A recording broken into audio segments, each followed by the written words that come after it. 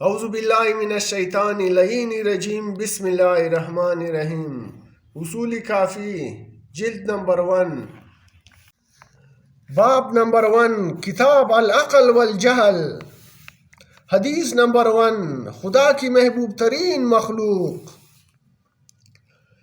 محمد بن مسلم رحمۃ اللہ علیہ نے حضرت امام ابو جعفر محمد باقر علیہ السلام سے نقل کیا ہے کہ آپ نے فرمایا، جب اللہ تعالیٰ نے عقل کو خلق کیا تو اس کو بولنے کی طاقت و صلاحیت عطا فرمائی، اور پھر اس کے بعد خدا نے اس کو حکم دیا کہ آگے آؤ تو آگے آئی، اور پھر اس کو حکم دیا کہ پیچھے ہٹ جاؤ کہ وہ پیچھے ہٹ گئی۔ اس میں اپنی مکمل اطاعت کو پایا۔ پھر خدا نے فرمایا، مجھے قسم ہے اپنی عزت و جلالت کی، میں نے تجھ سے زیادہ کوئی محبوب مخلوق خلق نہیں کی، اور میں جن کو اپنا محبوب قرار دوں گا ان کے لیے تجھے کامل کر دوں گا۔ آگاہ ہو جاؤ کہ میرا حکم بھی تیرے لیے ہوگا اور میری نہیں بھی تیرے لیے ہے، اور میں تجھے ہی عذاب دوں گا اور تجھے ہی ثواب دوں گا۔ وضاحت: جب عقل کو ہی حکم ہوگا اور ثواب و عقاب ہوگا، جس کے پاس عقل نہیں اسے اس لیے کوئی حکم ہی نہیں ہے، ثواب و عقاب بھی نہیں ہے۔ حدیث نمبر 2، حیا و دین عقل کے تابع ہے۔ جناب العزیخ بن نباتہ نے حضرت امام علی علیہ السلام سے نقل کیا کہ آپ علیہ السلام نے فرمایا، جب جبرائیل علیہ السلام حضرت آدم علیہ السلام کے پاس تشریف لائے اور فرمایا، اے آدم علیہ السلام، خدا نے آپ کو حکم دیا ہے کہ آپ ان 3 چیزوں میں سے ایک چیز کو اختیار کر لے۔ جناب آدم علیہ السلام نے عرض کیا، اے جبرائیل، وہ 3 چیزیں کیا ہیں؟ انہوں نے فرمایا، عقل، حیا اور دین۔ تو جناب آدم علیہ السلام نے فرمایا کہ میں ان میں سے عقل کو اپنے لیے اختیار کرتا ہوں۔ تو جناب جبرائیل علیہ السلام نے دین و حیا سے فرمایا کہ تم دونوں واپس اپنی جگہ چلے جاؤ اور عقل کو یہاں آدم کے پاس چھوڑ دو۔ تو دونوں نے عرض کیا، نہیں، ایسا نہیں ہو سکتا، کیونکہ خداوند تعالیٰ کی طرف سے ہمیں حکم ہے کہ ہم ہمیشہ عقل کے ساتھ رہیں، لہٰذا جہاں عقل ہے ہم دونوں وہیں رہیں گے۔ جناب جبرائیل علیہ السلام نے فرمایا، ٹھیک ہے کہ دونوں عقل کے ساتھ رہو، اور اس کے بعد آپ واپس چلے گئے۔ حدیث نمبر 3، عقل کیا ہے؟ جناب محمد بن عبد الجبار نے نقل کیا ہے کہ ہمارے اصحاب میں سے کسی نے حضرت امام ابو عبداللہ جعفر صادق علیہ السلام سے سوال کیا، اے فرزند رسول خدا صلی اللہ علیہ وآلہ وسلم، عقل کیا ہے؟ آپ نے فرمایا، جس سے خدا رحمان کی عبادت ہو اور جنت کو حاصل کیا جائے، وہ عقل ہے۔ سائل نے عرض کیا، اے فرزند رسول، پھر معاویہ میں کیا تھا؟ آپ نے فرمایا، اس میں چالاکی و شیطانیت تھی جو عقل کے ساتھ شباہت رکھتی ہے، حقیقت میں وہ عقل نہیں ہوتی۔ وضاحت: عقل انسان کو حق کے تابع کرتی ہے، حق کے مقابل میں کھڑا نہیں کرتی، اور جو حق کے مقابل میں آ جائے وہ عقل مند نہیں ہے۔ حدیث نمبر 4، انسان کا حقیقی دوست۔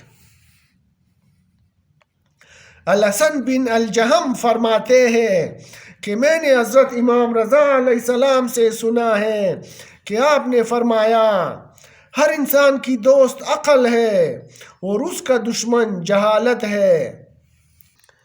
قیامت کے دن حساب عقل کے حساب سے ہوگا۔ جناب ابو الجارود نے حضرت امام ابو جعفر محمد باقر علیہ السلام سے نقل کیا ہے کہ آپ نے فرمایا قیامت کے دن ہر شخص کا حساب اس کی عقل کے حساب سے ہوگا۔ جتنی عقل اور فہم و فراست زیادہ ہوگی اتنے ہی حساب زیادہ ہوگا، جتنی عقل کم ہوگی اتنا ہی حساب کم ہوگا، ثواب عقل کے حساب سے ہوگا۔ جناب محمد بن سلمان الدیلمی نے اپنے والد سے نقل کیا اور انہوں نے حضرت ابو عبداللہ امام صادق علیہ السلام کی خدمت اقدس میں عرض کیا، اے فرزند رسول، فلاں شخص عبادت دین اور فضل میں بہت آگے جا رہا ہے۔ تو آپ نے فرمایا اس کی عقل کیسی ہے؟ تو اس نے عرض کیا، مولا میں اس کی عقل کے بارے میں کچھ نہیں جانتا۔ آپ علیہ السلام نے فرمایا اعمال کا ثواب عقل کے حساب سے ملے گا۔ اور پھر آپ نے فرمایا بنی اسرائیل میں ایک شخص تھا جو بہت زیادہ عبادت گزار تھا۔ وہ ایک ایسے جزیرے میں عبادت کرتا تھا جو بہت حسین اور سرسبز تھا۔ اس میں بہت زیادہ درخت تھے اور اس میں صاف و شفاف پانی کے چشمے بہہ رہے تھے۔ ایک فرشتہ ادھر سے گزرا تو اس نے اس عابد کو دیکھا اور اس کی عبادت کو ملاحظہ کیا تو خدا کی بارگاہ میں عرض کیا، اے خدایا میں تیرے اس بندے کی عبادت کا اجر و ثواب دیکھنا چاہتا ہوں۔ خدا نے اس کا ثواب دکھایا تو فرشتے نے عرض کی، اے خدایا یہ جتنی عبادت کر رہا ہے اس کے حساب سے اس کا اجر و ثواب تو بہت کم ہے۔ خدا نے اس کی طرف وحی کی، تم اس کے پاس جاؤ اور اس کے ہمراہ کچھ دیر رہو۔ پس وہ فرشتہ اس عابد کے پاس انسانی شکل و صورت میں آیا اور اس عابد سے سوال کیا کہ تم کون ہو؟ تو فرشتہ نے جواب دیا، میں ایک مرد عابد ہوں اور مجھے تیری عبادت اور اس مقام کے بارے میں پتہ چلا تو میں نے چاہا کہ میں بھی تیرے ساتھ رہ کر خدا کی عبادت کروں۔ اس نے کہا ٹھیک ہے۔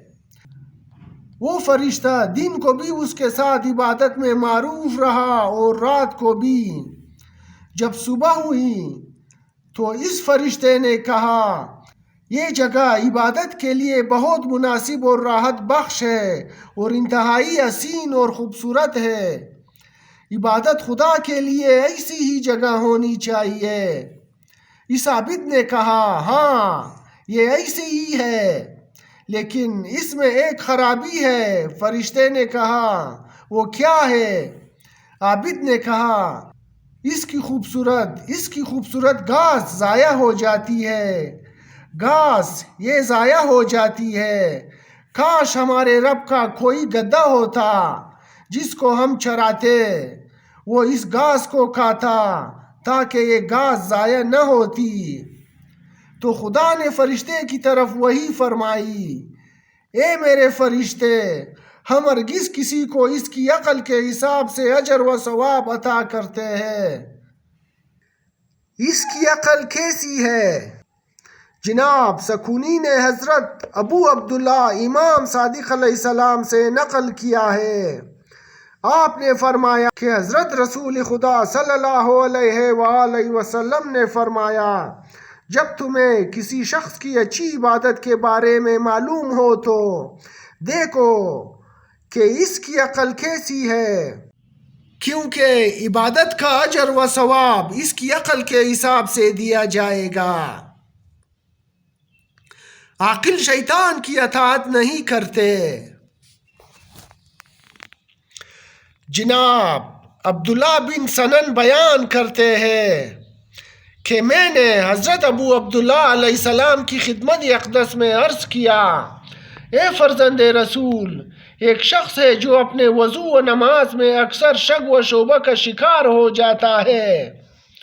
آپ نے فرمایا، اس کی عقل کیسی ہے؟ میں نے عرض کیا کہ وہ عقل مند ہے۔ آپ نے فرمایا وہ کیسا عاقل ہے کہ جو شیطان کی اطاعت کرتا ہے۔ میں نے عرض کیا مولا وہ شیطان کی کیسے اطاعت کرتا ہے؟ آپ نے فرمایا اس سے سوال کرو کہ یہ شغو و شعبہ اسے کس کی طرف سے لاحق ہوتا ہے؟ وہ جواب دے گا کہ یہ شیطان کی طرف سے لاحق ہوتے ہیں، تو پھر وہ عمل میں شیطان کی اطاعت کرتا ہے۔